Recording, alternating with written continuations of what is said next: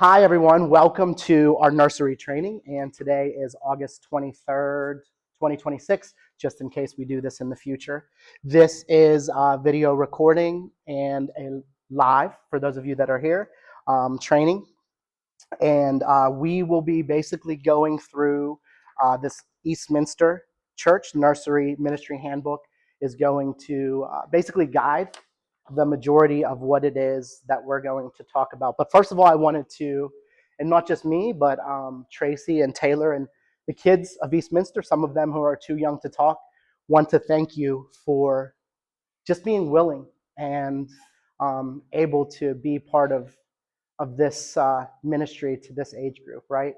Uh, I know, and you know, I mean, a lot of you have kids this age or just recently kids this age, that when you're 2, 3 years old, like these kids are like sponges, right? Like, I mean, that's what I see like Baz doing. Like they're sucking up everything that's around them. And there could be things that are negatively impacting them, or there could be things that are positively impacting them.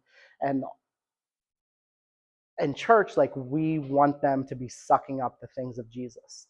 And this doesn't mean, if we're 2 and 3 years old, we're not having long lessons on, theological dissertations. What we're doing is we're loving kids. We're singing, right? Like we're showing them how to be safe with one another. We're telling them the Jesus loves them, you know what I mean? And things like that. And they're sucking that up, and that's forming who they are, even if they can't explain it. Like, I mean, I think I told a story the other day about Baz, and we were at the gym, and she had like it was one of those like little cones, that you do like to mark spaces for like workouts and stuff like that, those little orange cones. And it was on the ground, and she was screaming into it, and she was like, and I was like, what are you doing? I mean, you're two, like you just do weird things. And so I'm like, what are you saying? I couldn't understand what she's saying.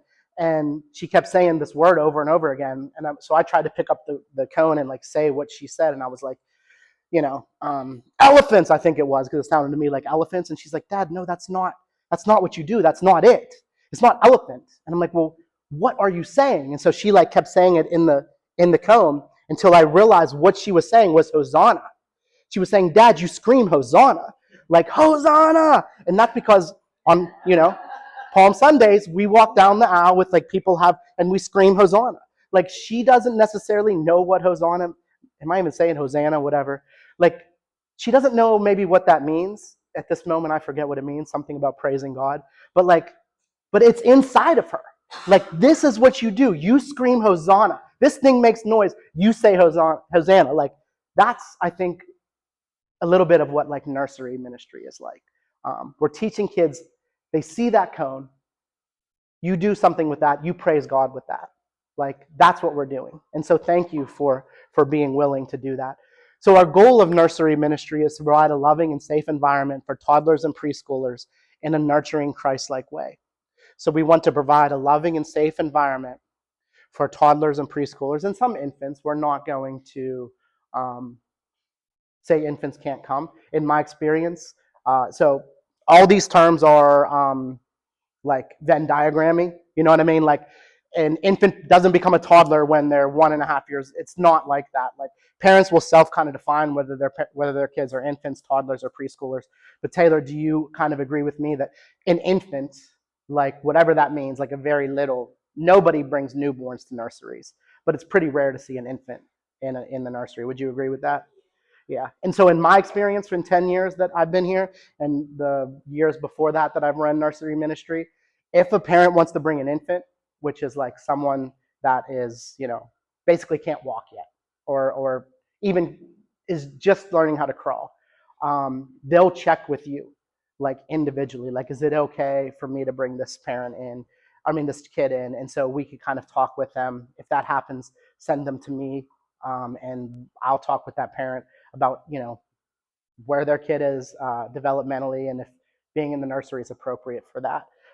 Because one of the things that changes the guidelines, although we don't have to follow like NACE or any sort of like accreditation ratios, it's good practice to use those in our nursery. So when you have infants, you have different levels of ratios between the care and the children that you do when you have toddlers or preschoolers. And we'll talk about that in a little bit. So what to expect as a nursery helper. I'm going to go through the first couple. Taylor's going to take you through the end. So when you come, it's a Sunday morning. What are you getting into? And I know a lot of you have already helped out too, so you can help fill this out for us. The number and the ages of kids. Taylor, what do you know more than me? What do you, on an average, what's it look like? About 8 kids, from 1 to 6. 8 kids, 1 to 6 is the average. What is the most you've ever had? About like 14 probably. 14 kids. So that is a lot of, from various age ranges, some ones, probably older ones, up to preschoolers can be 6 and still in preschool. So 14 kids. We'll talk about the space in a little bit because even that is something that is a little bit of a question mark right now. But in that big room that we currently use in the nursery, when you're talking 14 kids, you probably have 2 adults at that time and 1 youth helper. So you're talking 17 people in that space. That becomes a little bit tight. But that's possible. Like you'll have that, but the average will be like around 8 with 2 adults. So you're talking like 10 people. That's a pretty, okay space to deal with that many people. So what you'll see is that you'll see the toddlers. They're going to self-play, basically. Like they don't too much interact with the other kids except for when they're fighting for toys. That's mine. So you'll have to like decide whose it is, take turns, have 2 of them, say no one gets it, whatever. That's my experience with toddlers. But they're so much fun. Like they just love like their eyes light up with like new things, and they're sponges. Like we said, they're always learning. The preschoolers, so the older kids like 3, 4, and 5-year-olds, they'll start to play with each other. You want to teach them how to interact with each other in a healthy way. So obviously, don't hit, but like try to form your things what you want them to do, your expectations we use in the other programs, in positive ways. Tell the kids what to do rather than what not to do. Clearly, if they're doing something that is like unhealthy or unsafe, like stop that behavior and tell them what not to do. But the way that we can influence kids' behavior in like longer term patterns and in a healthier way is to tell them what to do or to praise them for doing something that is good. So if one of the kids is sitting there and they're playing kindly with their peer, say like, MJ, I love how you're sharing with Calvin. You know what I mean? And what that's going to do is that's going to teach all the other little kids in the room that if I want attention, because we all want attention, if I want attention, I need to do something that's good or positive. And that's what it reinforces those behaviors instead of, let's say, like, I'm a little kid. I'll say my own kids. Basil's stealing Calvin's toys. Instead of me like saying, Basil, why are you taking Calvin's toys? Because what that teaches them, if I want attention, everybody loves attention. It doesn't so much matter whether it's positive or negative. Like our bodies read attention somewhat similarly. At least that's what my wife tells me, and she's, a pediatric researcher. And so if you give attention, you could do it in a negative way or a positive way, but attention is attention. So if you point out a kid that's doing something you don't want them to do, and the kid's never bad, it's their behavior that is what you don't want it to be. So you point out a behavior that you don't want, you give that person attention. You teach every other kid in that room the way to get attention is to do a behavior that is negative. So sum that all up. The best way to get kids to do healthy, positive behaviors is to point out and praise specific behaviors that you want to see done. So you don't just say, hey, great job,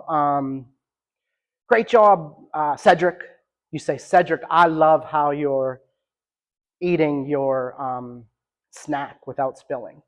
Like you name it, you're specific in your praise. That teaches everyone else that if they want to get attention, do something good, right? You guys will get to meet excited, eager to learn, happy young people. I mean, I love walking into the nursery. That's just me. The thing about it, though, is if you're in there for, an hour and a half, 2 hours even, you're going to leave tired, right? I mean, that's just what happens. But there's a goodness to that tiredness, I think, where you feel like, I don't know, little kids bring me joy. If little kids don't bring you joy, you might be in the wrong place today. But I appreciate you for coming here. But let's just say if little kids don't bring you joy, just talk to me later, and we'll either try to change your mind or find somewhere else for you to serve in the church. Um, and what you'll do, you'll leave with like a feeling of satisfaction, right? Like this was good. Like I enjoyed this. Like it makes me feel closer to God. And I hope that it makes you feel closer to God too. And one I talked about in the sermon today, like this is worship. Like this isn't divorced or distinct from worshiping God. The fact that we go in there to that room, that nursery room, we talk and we play with kids, that's worship. That's worshiping God. That's what you're doing. So Taylor's going to come up and she's going to tell us, what does it actually look like when you get there in a Sunday morning? What is the program? What's the schedule, the agenda?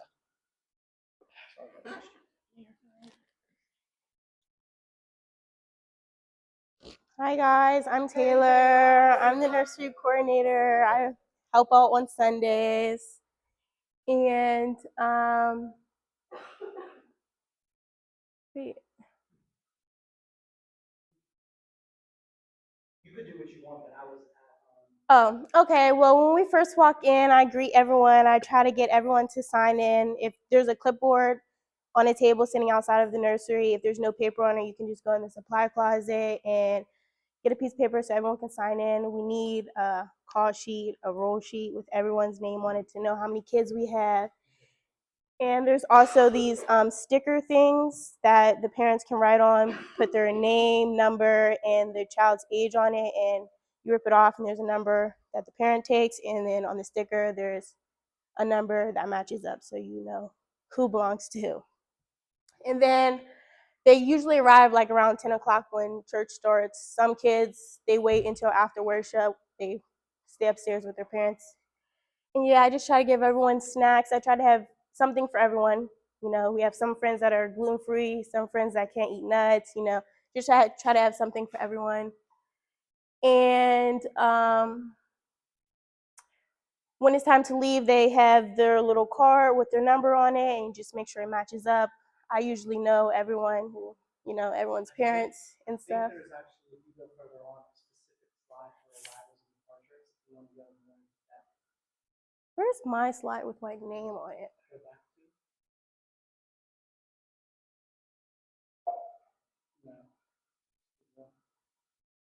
It'll say arrival and departure.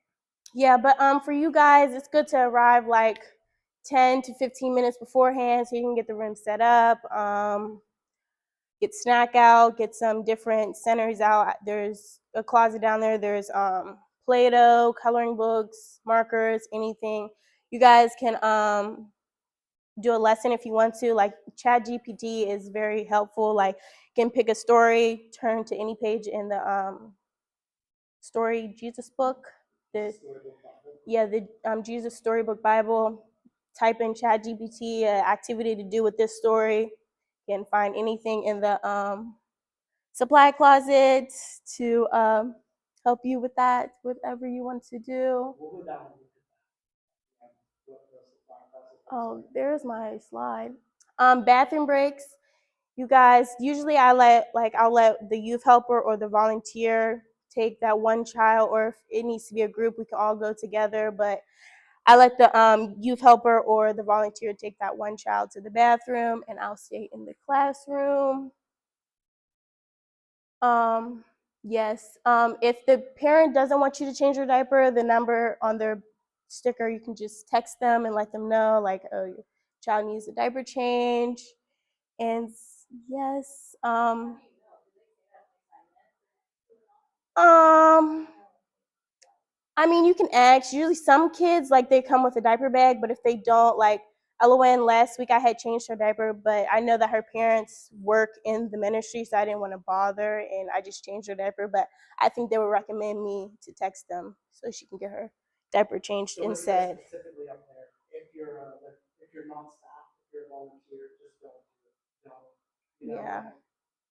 You can smell it. Yeah, for sure. That's the number one way, especially with little ones. But even for Taylor, like I'd recommend her to text the Yeah, parents. I would just get in contact with their parents. Like that. And that's just for those are the people that aren't potty trained, right? So the ones that are potty trained. Yeah, I would just definitely get in contact with their parents, or if you know that if you see them walking in and they have a diaper on, just ask and say, would you want me to change your diaper or do you want me to get? No, because only you should do it, period. Yeah, but they might not want me to do it though. That's what I'm saying. So Because like I don't think Ellen's mother or their father doesn't want me to do it. I think they would rather they do it than me. yeah, but what I'm saying is that if you're a volunteer, Okay, you yeah. shouldn't be doing it, Mhm. period. So there's no reason for you to ask Okay, unless yeah. you're family. Like obviously you could change MJ. You know what I mean? Like if you like that's but if you're not family, you shouldn't be changing other people's diapers, especially if you're not staff. Yes. Yes. Yes. Yes. Can we do this? Yes.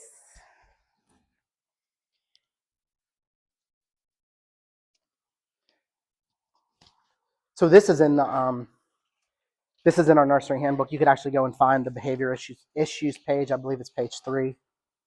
We talked a little bit about this, like how do you handle some of the behaviors that you're going to see when you are being a volunteer or a helper in the nursery.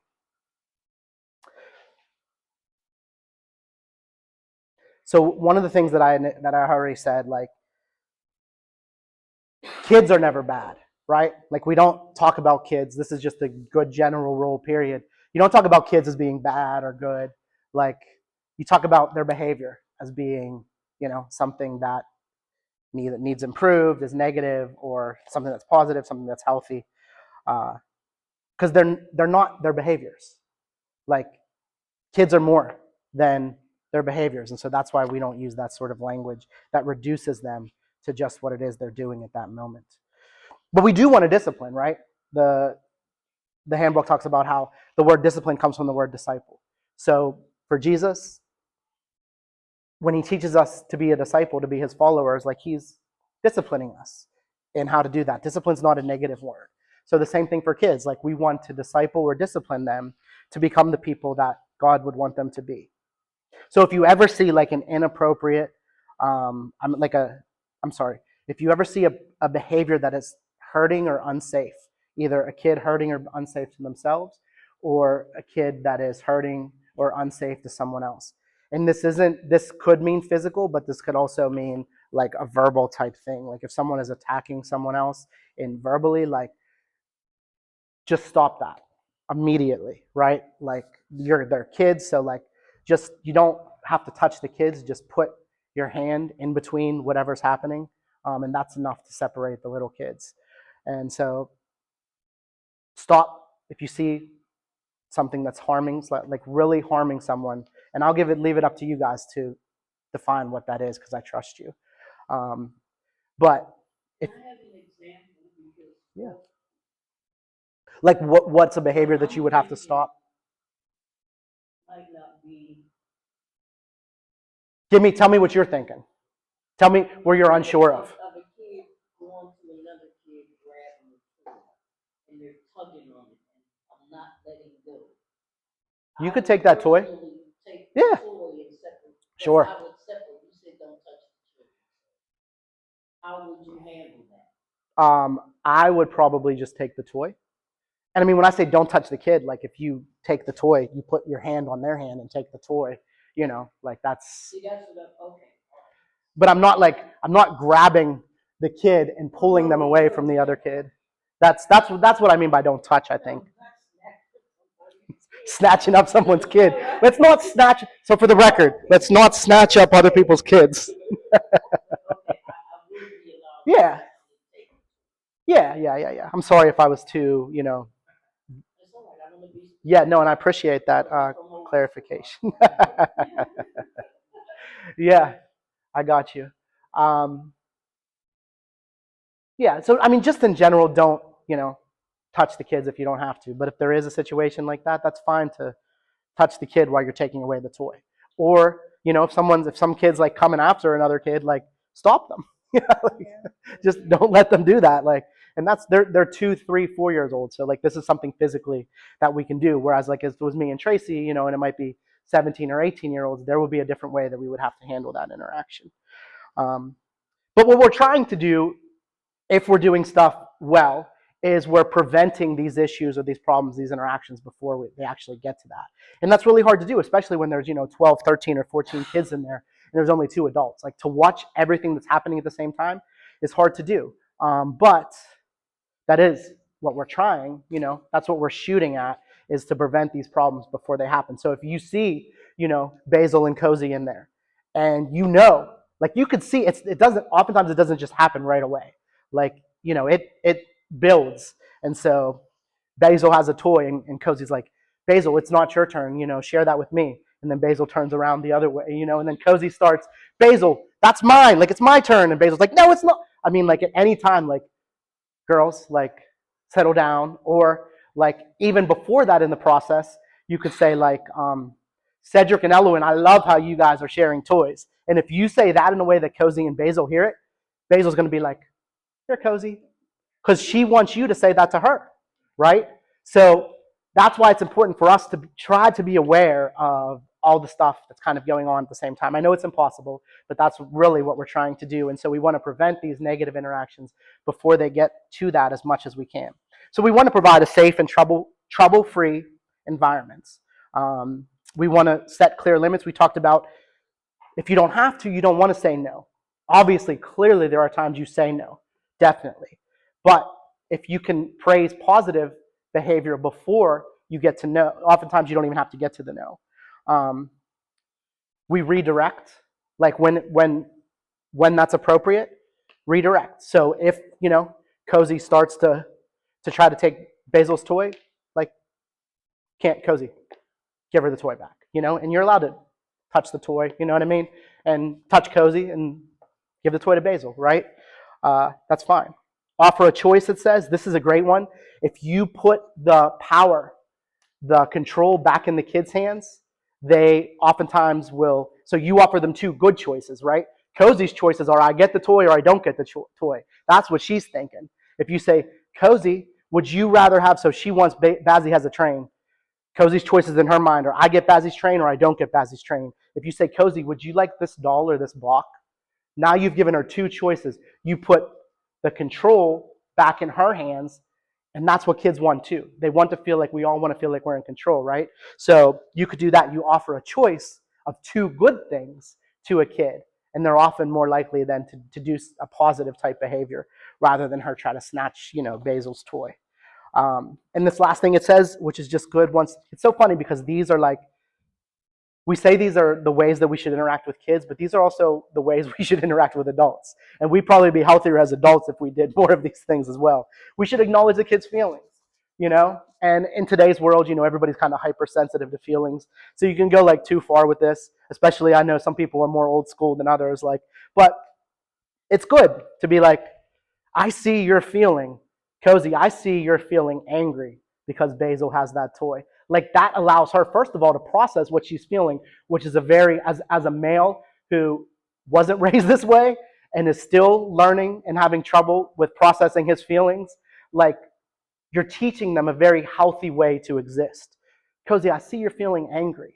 Like, can you tell me about that? Right? And she'll be like, yeah, I feel mad because I wanted this toy that Basil had, and now, she won't share it with me. And just doing that, like, helping kids to understand why it is they're feeling the way that they're feeling, are healthy sort of things. And you just let them talk, right? Like, we're not therapists.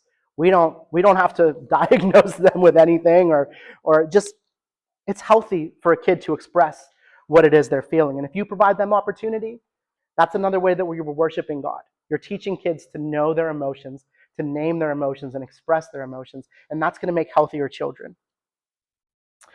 We don't give timeouts. We try not to. If you're going to give a timeout, check with Taylor, because sometimes you have to.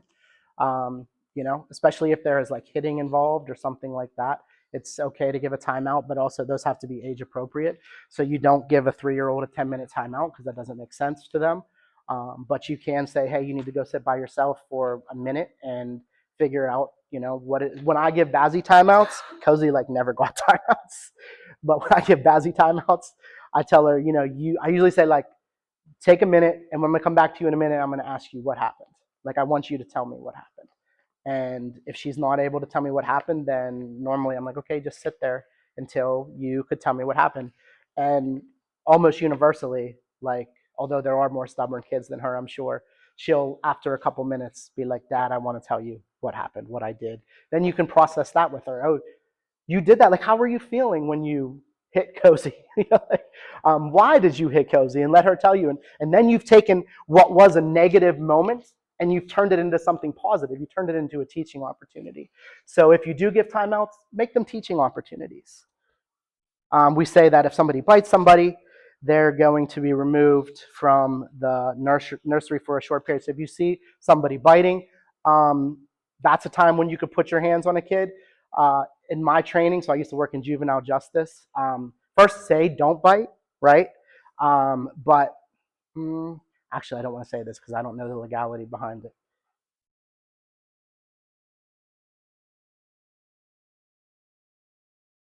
Just say don't bite and we'll hope they'll stop biting. In juvenile justice, you work with kids that won't stop biting. And I'll tell you what to do. Like, I'll tell you what we were trained to do is you hold the kid that's biting's nose because they can't breathe and they have to release their mouth in order to breathe. So, because what you don't ever want to do when somebody's biting, you don't rip away the kid they're biting because you'll just rip possibly the skin out. So, but if somebody bites, say no, talk to Taylor. Taylor will talk to that person's parent. The kid should, leave the nursery for a little bit because it's not safe for them to be there. That's why. And then if they continue to do it, then Taylor and myself will have a conversation with them about the appropriateness of their kid being in the nursery, which we want to happen, but also we want to keep obviously all the rest of the kids safe too. So I've never had to deal with this. Like Taylor, have you had anybody bite here? So yeah, what do you guys do at work when a kid bites another kid? Usually when it's fighting, that means like either they're fighting over a toy or the kid is teething. So like we just separate them. We have a high chair in our room, so like we'll put them up in the high chair and give them the teether, and like just separate them for a little bit. Yeah. And these are like requesting because like I feel like you about the front desk, you guys are like personal. So like you come to you with a problem and this is your solution. Okay. Yeah. We normally when kids are teething, that's like the infant age group rather than the toddler age group. But we do have some. This age is usually probably like fighting or something, and that's just their first instinct. Like you'll see them just open up their mouth before they just try to bite, or they're biting on the toy, and in the midst of them biting on the toy. Right. So yeah, I mean, first thing, just say, skip all the how are you feeling? Somebody else is not biting. Thank you, Cozy, for not biting. Like whoever, stop biting Basil. Basil's not a biter, but yeah. And it's okay, like at that point, like for me, like I've learned, I've trained, and I'm pretty calm, like in the ways that I interact with kids, but there's times that I raise my voice. And I do that on purpose. And it's rare, but I do it when I know that I need to in order to get the response that I want. And because I don't do it very often, when I do it, every single one of the kids look up and give me their attention at that moment. So that's what I would recommend, that same kind of thing, like stay calm, like keep your voice low. That way, when you need to use a big voice, everybody in that room is going to pay attention to you. These this is all in the handbook too, so everybody can take home. But if you suspect the child's ill, talk to Taylor. We'll talk to the parent, find out what's going on, ask them, decide whether it's appropriate for the kid to be in the nursery or not. Like a lot of things that you see is at this age group is like hand, foot, mouth disease, and that's pretty obvious when it's there. But just let the staff handle that. But if you think someone's ill, come to Taylor and we'll figure out what it is that we need to do. If there's a serious accident, never happened when I was there, but we have to prepare for it. Talk to Taylor. If it's something, that needs like immediate medical attention, just once again, talk to Taylor.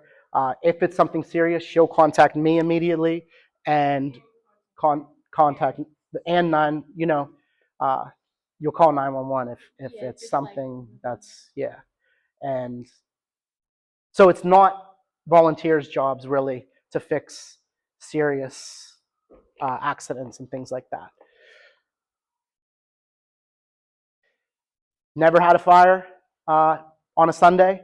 Had things burn. Never had a fire at Eastminster in the sense where like we were really in danger, but we've had to leave the facility because there was smoke and things like that several times in the 10 years I've been here. We don't have fire drills on Sunday mornings. Maybe we should, because it could be good practice for the whole community to kind of have experience of what to do. But if you're in the nursery and the fire alarm goes off, here's what you do. You line children up at the door. There's an attendance sheet that Taylor was talking about that every parent should sign when they drop their kid off in the nursery. You grab that. So you want to make sure on the basis of that sheet, you know what kids you have, and that every single one of those kids that you're responsible for at that moment is in the line that you want to take outside to be safe from the fire. Once again, if this happens, and like God willing, it'll never happen. But if at that moment there's a fire alarm, it's real. You have taken your attendance sheet. You have checked the kids. Some kid is missing. You don't know where they are. Like, that's part of the reason why we always want to know where the kids are in general. But if you don't go and try to find that kid. You take everybody out that you have to what's called a muster point, which is actually back here in the corner of Eastminster's parking lots. As soon as you get out there, you talk to somebody that's a fireman or a staff and let them know that you're missing a kid and who that kid is in the last place that you saw them. It is the fire people's responsibility to go in and try to save that kid. Does that make sense? And your outlet is going to be, we're going to walk down into the nursery. So you're going to see like which way is actually the quickest way to exit. Although this actually might be different. So here's something that I'll tell you that we're going to talk about. We might be moving rooms in the nursery. We might not be moving rooms in the nursery. Depending on which room we're in, there would be two different ways you exit. If we're in the room where we're currently at, clearly the fastest way to exit is up through the main entrance right here. If we're in the other room, there's another way to do a faster exit. But if anybody has any questions at any time, like ask me. But does this make sense to you? Like, do you understand? Like, and once again, like this isn't going to happen. But if it does, this is why we prepare for it. Like, it's horrible to think like you would leave a kid that you don't know where it is in a potentially burning building. But the problem is if you go or someone goes back and looks for them, you're just putting yourself at danger too.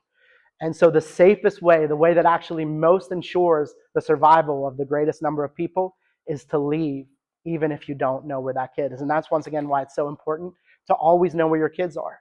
So, Taylor, we have a locked door. Even if we move nursery rooms, we'll have a locked door. None of the kids are tall enough, I don't think, to reach over. It's a double lock, like a double door, right? Splits in the middle.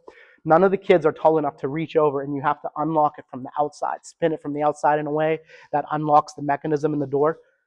None of the kids can do that. So always keep the outside door locked, so that none of the kids from the inside are able to open that door. And there's two doors in the current nursery room. It's important to always keep them shut and locked so that kids don't get out, because you have 10 kids over here and 3 kids over there, and the one kid that no one's paying attention to is moving towards the door, and they unlocked it and walked out the bathroom, and then something happens and we don't know where that kid is. So if we can know where our kids are and keep our doors locked, that's going to ensure safety for us. Here's an important part that is also somewhat new or different than how we did in the past. The way that we do, does anybody use Sign Up Genius? So we're all familiar with it. It's a really cool tool. One of the things that we're going to do differently now, or that we've been doing differently this summer, is that I'm going to sign people up into certain dates in the Sign Up Genius. So this next week or the week after, I'm going to populate Sign Up Genius up until possibly December, and I'm going to put people's names in the dates. And that information will be emailed to you, so you'll be able to know where it is that you signed up. And if you know that that's a week that you're not able to do, let me know. I'll try to put someone else different in there, and that way we can always try to have someone helping Taylor, because it really is important to have 2 people in there. if Taylor has to use the bathroom, if one of the kids have to use the bathroom, like it's not safe, you know? It's really not safe, especially when you have 14 or so kids in there to only have one adult in there. And that's why y'all are so important. And we're thankful for you. So I will sign you up on a given date. You will actually be sent, and I have to change. I think it's currently, let's say you're signed up for August 30th. You get a reminder, an automatic email reminder that will come to you the Friday before the Sunday that you're signed up. You want me to say that again? Because that can be confusing. Okay. I'm going to move that to probably Wednesday. People were saying the Friday dates are too late. Like you don't realize you're signed up and then you get an email on Friday. And then you let me know, Friday night. And by then it's too late to do anything about it. So I'm going to change that automatic email reminder. It should come to you on Wednesday. And that way, we'll have 4 or whatever days in order to change the person that signed up. But the earlier you know, the better. I don't know what my schedule is into December, right? But if you do know, like sometime in the October, you can't do this, let me know as soon as possible. That'll give us more time to try to ensure somebody's on every single week. Does that make sense to everyone? Oh, and so with regards to how often you'll sign up, it'll most likely only be 1 time a month. It would be very unusual for anybody to ever be signed up 2 times per month, especially because we have we should have at least 7 people that are going to be in this rotation. So it sounds probable that it'll more likely be kind of like once every 2 months that you'll be helping out in the nursery. And for little younger kids, are your Lucy and Lucia, do you guys think that you're only gonna, when you see yourself helping, do you see yourself helping the weeks that your parents are helping, or not necessarily?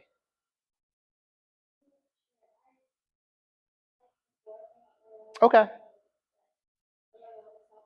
Okay. I trust you. You guys don't have to sign up. I trust you that like you'll know what you're doing, and as long as you ask your parents like to be down there, that's fine. Um, you're there helps. Like I know you. I know your helpers. Yeah. Yeah. And it's good training. Like if you want to, babysitting job someday. You know what I mean? Like this is, yeah. Right. Yeah, because you guys didn't want to go to church, and then I go talk. Okay. Still happens today. Tracy, how many kids did you have in there today taking advantage of that I wasn't in there? Right? Uh-huh. Some things never change. But look, we got Taylor out of it, so God does what God wants to do. All right, so wait, is there any like, well, we chat GPT. It'll be similar. Like so Tracy, I didn't know the chat could do this, so we built this, and then I asked chat like what, or you did like the stuff that's in this room. Give me like send me like links or like tell me what this is. So and then I literally went and bought this stuff. So it currently the room does not look like this, but it will look something like this. And if we are moving, September 20th will be the day that we move on. So that'll be the first, and we're going to go look at this. But before, I just want to go through, I thought I had like an arrival and, yeah, pick up. And Taylor went over this, but I just wanted to go over it a little bit more. And we'll see when we get down there, the safety stickers that will probably all of us have, you've used them with your own kids. But it's a set, and by a set, I mean it peels in 2 different ways. One part goes on the kid. Each one has a unique number on it. So it'll say like 327. It'll say name and then phone number. So you want the parents to fill that out and put the bigger part on their kid, number 327. My name's Basil Barna, and here's Amory's phone number, right? Or my phone number. And as I say this, I realize Basil doesn't do this. So the more consistent we are, and I include myself in we, the better we're going to be. So we should kind of like redouble our efforts to make sure that every kid has these stickers on it. And then the top part of the sticker has the same matching number, so it would be 327, but it's just a smaller part. So when the parent or somebody comes and picks up the kid, most of us know our kids, so we don't really, I know we're not going to do it all the time. but it's good to ask.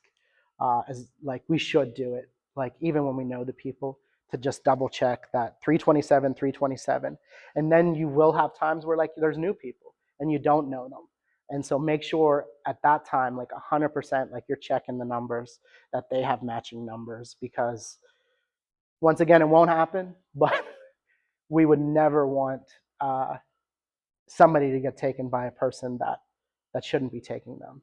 And the most likely way that would happen, and once again it never happened to me, and but it has, you read about it, is that you have a family member who, like, kids don't really get taken by people they don't know. That's just, we watch movies about that and we're all afraid of it, but like you have a better chance of being struck by lightning when you walk out the door, which in August in Pittsburgh, is, but what happens is that people who are the kids, like mother and dad, or have a custody battle, right?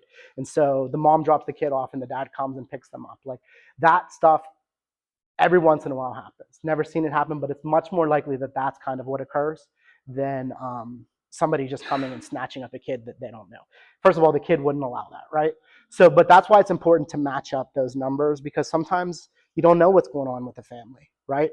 So match up those numbers. That'll keep us safe. That'll keep our kids safe. Uh, so that's the kind of arrival and the departure. Not only should the parents be doing the stickers, there's a physical paper down there where the parents should put the name of their kid and then their number afterwards.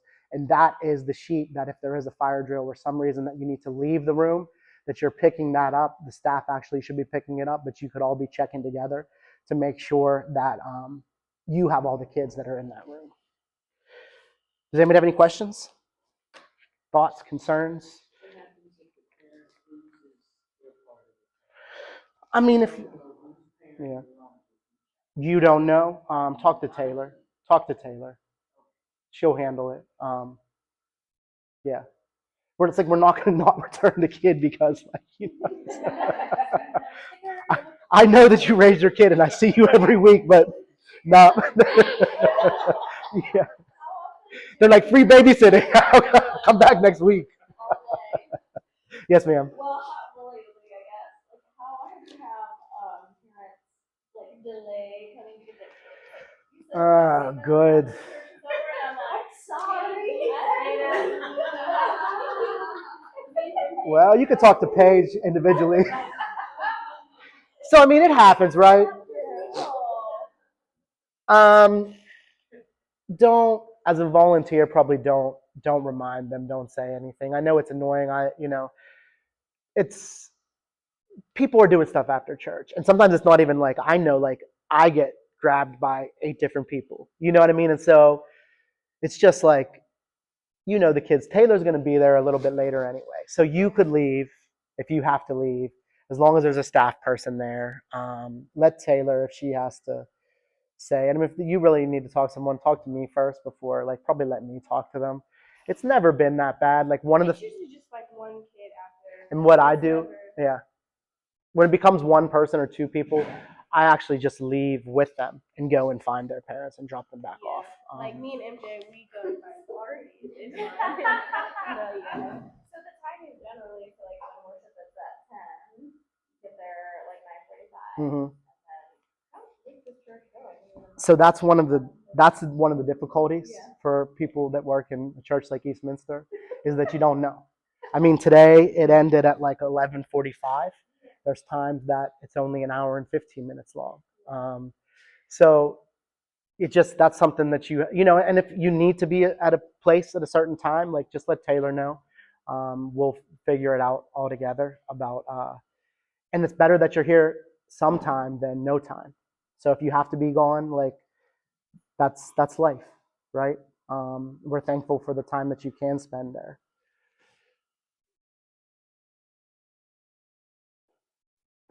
With the stickers, it's very important that you're checking them at the bottom of them, because the bottom has any kind of medical or allergy anything. Hmm. There have been a couple times where it hasn't been checked and then MJ ended up sick. But there could be much more serious than the child breaks out in hives. So check those stickers.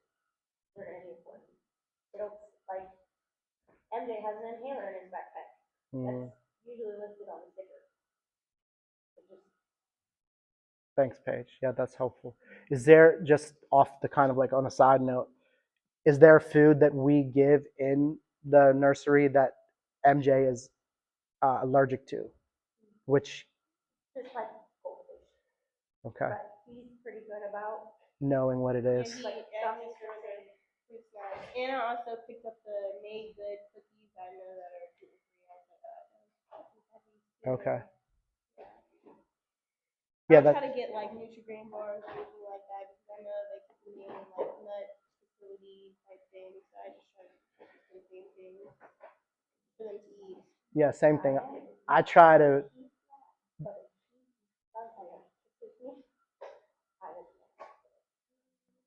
hmm. Yeah, we try to avoid like peanut type stuff, and there's some, really known easy allergies that they say on the boxes. This, peanut free facility, stuff like that. All right, let's go check out the room.